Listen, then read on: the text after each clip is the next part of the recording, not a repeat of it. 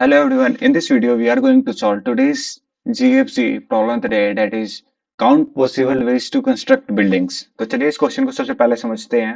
तो ये क्वेश्चन क्या कह रहा है, ये देखो इधर आ जाओ। तो क्वेश्चन बोल रहा है हमें जो है n नंबर दिया हुआ रहेगा, ठीक है। एक सेकंड, सॉरी। तो क्या है कि हमें n नंबर्स दिया हुआ रहेगा और हमें क्या करना है, हमारे पास n साइज का लैंड है, ठीक है। बोल रहा है हमारे पास n साइज का लैंड होगा, n साइज लैंड। और वो लैंड क्या है, बीच में एक सड़क है, ठीक है। ये हमारा क्या रोड है।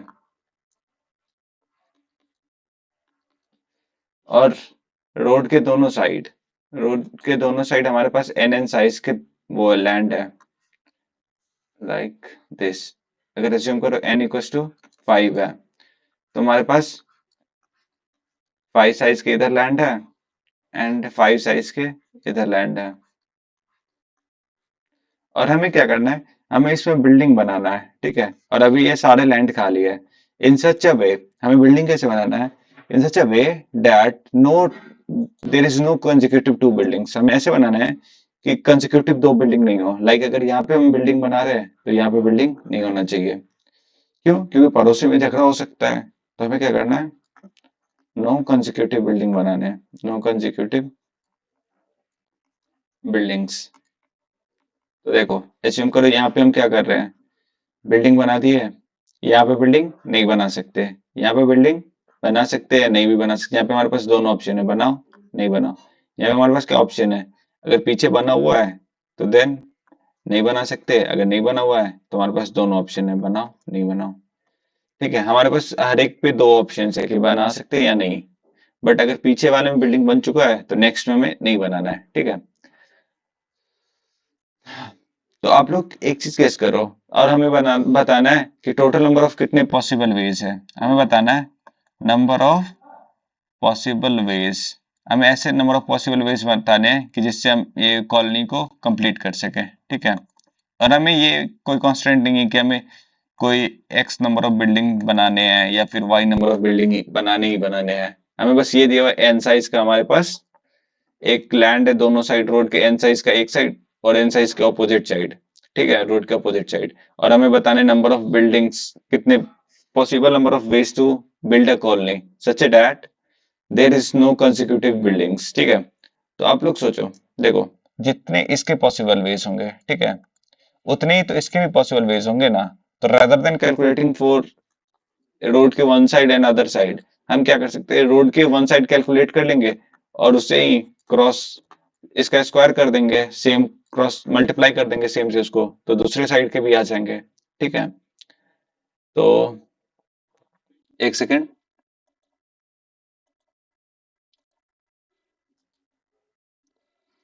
यहाँ पे स्लाइड ले लेते हैं। तो देखो इसके लिए हमारे पास, तुम लोग ये वाला प्रॉब्लम तुम लोग को याद होगा, ये सिंपल टीपी का प्रॉब्लम है, स्टैंडर्ड क्वेश्चन है। तो देखो तुम लोग ये तो कर सकते हो एकदम। देखो यहाँ पे बना लेते हैं।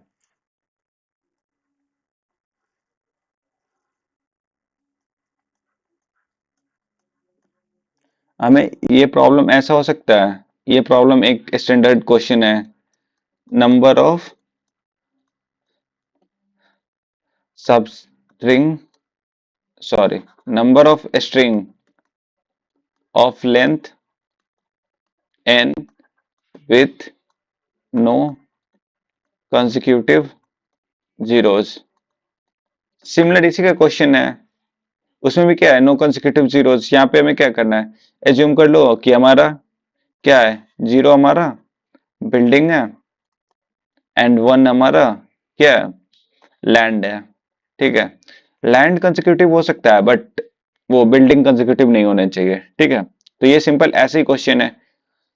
तो इसके लिए हम डीपी का यूज कर सकते हैं, वो लाइक फिबोनाची में हम DP of i equals to ये कर सकते हैं, DP of i minus one plus DP of i minus two. तो ये तो सभी लोग कर लेंगे, ठीक है। तो अपन क्या कर सकते हैं, इससे बेस्ट वे और इजी वे देखते हैं, ठीक है। इस क्वेश्चन को देख के अपन अप्रोच फाइंड करते हैं। देखो अगर एन का वैल्यू अगर वन है तो हमारे पास कितने नंबर ऑफ पॉसिबल वेज है। देखो हमारे पास रोड के एक साइड है, ये साइड भी है, ठीक है। तो हम ये काउंट नहीं करेंगे, हम जस्ट ए वन साइड के काउंट कर लेते हैं, अपोजिट साइड का हम खुद वो देख लेंगे बाद में, ठीक है। तो देखो वन साइड का ही अभी काउंट करते हैं। तो इसमें क्या कर सकते हैं, इसमें बिल्डिंग बना सकते हैं या फिर नहीं बनाएंगे, लैंड रखेंगे। तो हमारे पास कितने ऑप्शन है, टू। अगर n इक्वल टू टू है तो इसमें हमारे कितने ऑप्शंस बनते हैं, देखो यहाँ पे बिल्डिंग बनाएंगे, land, land building, land land, ये तीन वेज है ना। ऐसे भी कर लो, बिल्डिंग को जीरो एज्यूम कर लेते हैं और लैंड को वन, ठीक है। तो जीरो जीरो जीरो नहीं पॉसिबल है, तो हम क्या कर सकते हैं, जीरो वन, उसका जीरो जीरो वन जीरो, ये तीन पॉसिबल वेज हैं, तो ये तीन हो गए। अगर n का वैल्यू थ्री है, n इक्वल टू थ्री, तुम्हारे कितने पॉसिबल वेज हो सकते हैं, देखो थ्री के लिए हम क्या कर सकते हैं, समथिंग लाइक दैट, देखो जीरो वन जीरो, ये एक हो गया। सेकेंड हम क्या कर सकते हैं, वन जीरो वन। थर्ड हम क्या कर सकते हैं, वन वन वन। फिर हम क्या कर सकते हैं, one one zero, zero zero one, ये कर सकते हैं। बट हम ये तो हमारे पास यही पांच पॉसिबल वेज है, क्योंकि जीरो जीरो वन या वन जीरो जीरो या फिर जीरो जीरो जीरो ये नहीं कर सकते क्योंकि कंसेक्यूटिव बिल्डिंग्स नहीं रखने। तो हमें कितने हो गए वेज, फाइव। सिमिलरली अगर n इक्वल टू फोर के लिए देखें, एक second,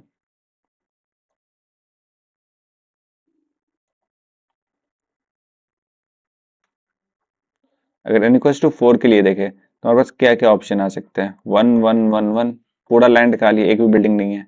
one one one zero, one one zero one, one zero one one, zero one one one, ये हो गया। फिर हम क्या कर सकते हैं, ये देखो one zero one zero, zero one zero one, ठीक है। ये पॉसिबल वेज हो गए, तो हमारे कितने हो गए, one two three four five six seven. और भी कोई पॉसिबल वेज है, एक हमारा पॉसिबल वेज यहाँ पे हम रख सकते हैं जीरो, वन वन, नहीं सॉरी, ये सेवन पॉसिबल वेज हो गए, one two three four five six seven, ठीक है। सॉरी, एक और कोई वेज होगा,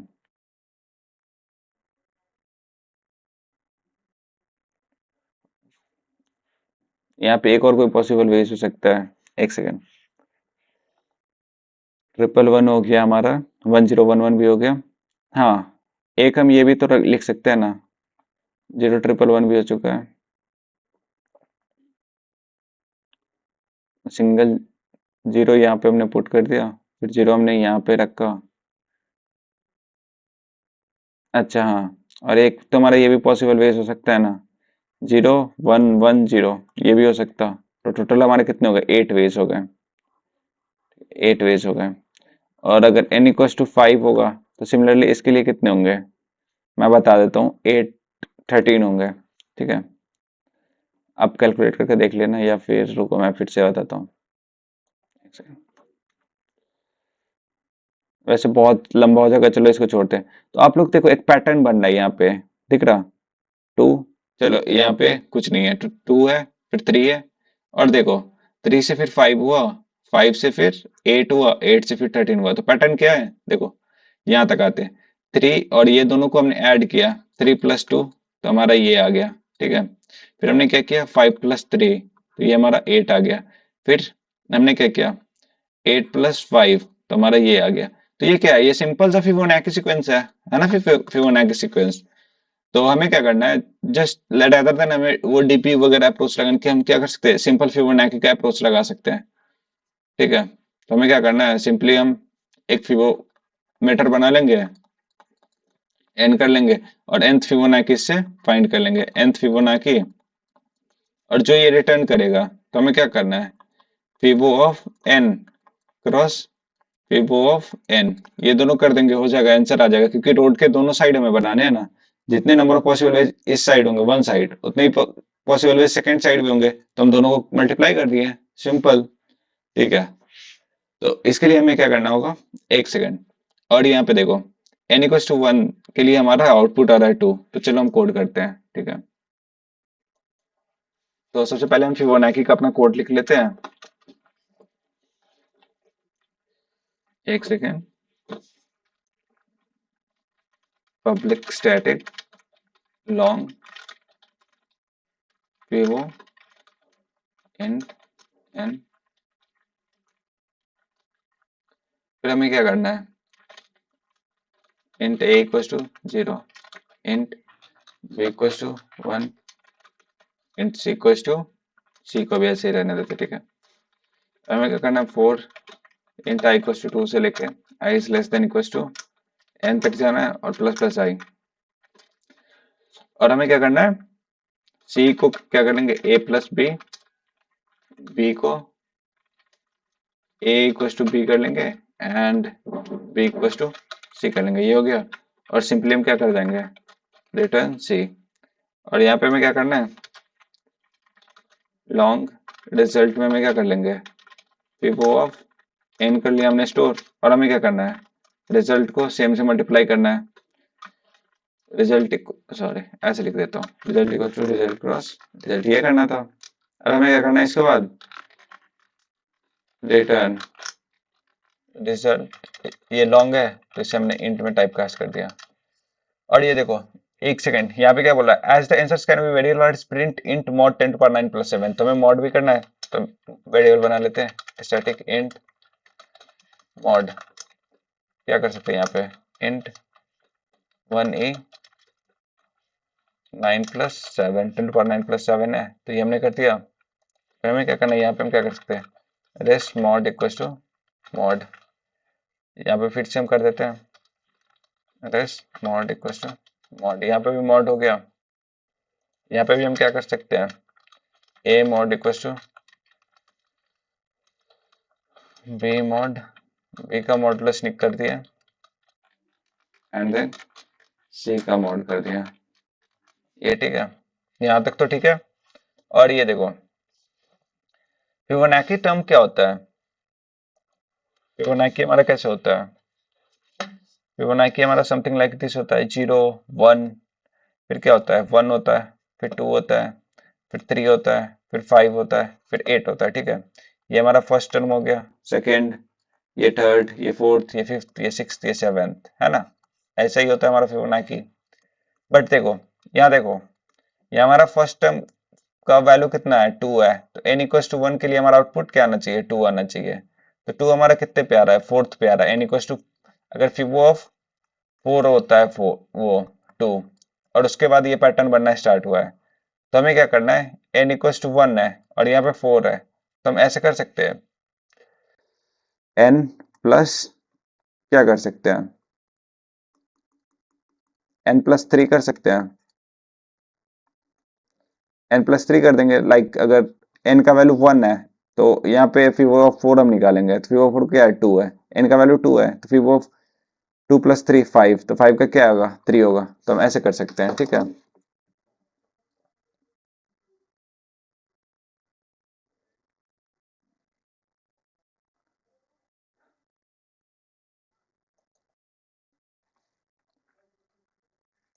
n प्लस 2, यहाँ पे हमने 2 क्यों किया, क्योंकि देखो हमने यहाँ से 1 से लिखा, लेकिन बट हमने इसको जीरो बेस इंडेक्सिंग लिया, इसको जीरो लिया, इसको फर्स्ट लिया, इसको सेकंड लिया है, ये कोड में भी देख सकते हो, इसको मैंने जीरो लिया, फर्स्ट लिया और सेकंड से मैंने कैलकुलेट करना स्टार्ट किया। फर्स्ट हमारा जीरो है, सेकंड हमारा 1 है, थर्ड हमारा ऐसे करके कैलकुलेट हो रहा है, ठीक है। तो हम ऐसे कर दिए n+2, अब इसे रन करके देखते हैं।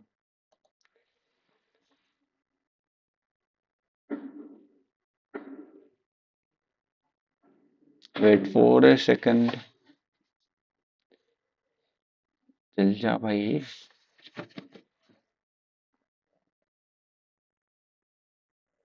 थोड़ा सा नेटवर्क इशू है, उसके कारण थोड़ा स्लो चल रहा है, but hope latency variable c might not be initialised, एक सेकेंड।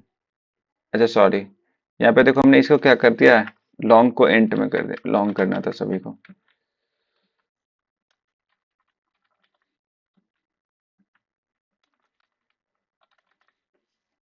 चलो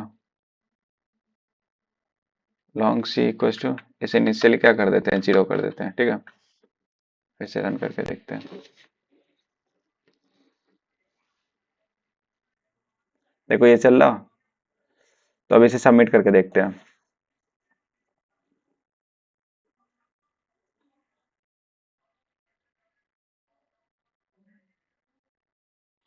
चलो ये फाइनली चल गया। तो देखो ये क्या बोल रहा था, expected time complexity big of N, तो यहाँ हमने फिबोनाची में बिग ऑफ एन ही लिया, तो हमारा टाइम कॉम्प्लेक्सिटी क्या होगा, बिग ऑफ एन सेटिस्फाई कर रहा है। स्पेस कॉम्प्लेक्सिटी एक्सपेक्टेड क्या वाला, big of N, big of N, but हमने क्या किया, हमने बिग ऑफ वन में सॉल्व किया, हमने यूनिट में किया, मतलब जितना एक्सपेक्टेड था उससे भी हमने अच्छे गुड लिख के है, ठीक है।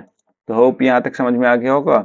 और एक चीज देखो, एक चीज हम इसे और ऑप्टिमाइज कैसे कर सकते हैं, तो इसे ऑप्टिमाइज करने के लिए मैं आपको एक वो बता देता हूँ, अप्रोच बता देता हूँ, आप पढ़ लेना खुद से, मतलब उससे हम यूनिट टाइम में कर सकते हैं। तो उसका क्या है कि एक हमारे पास आता है विनेट फार्मूला,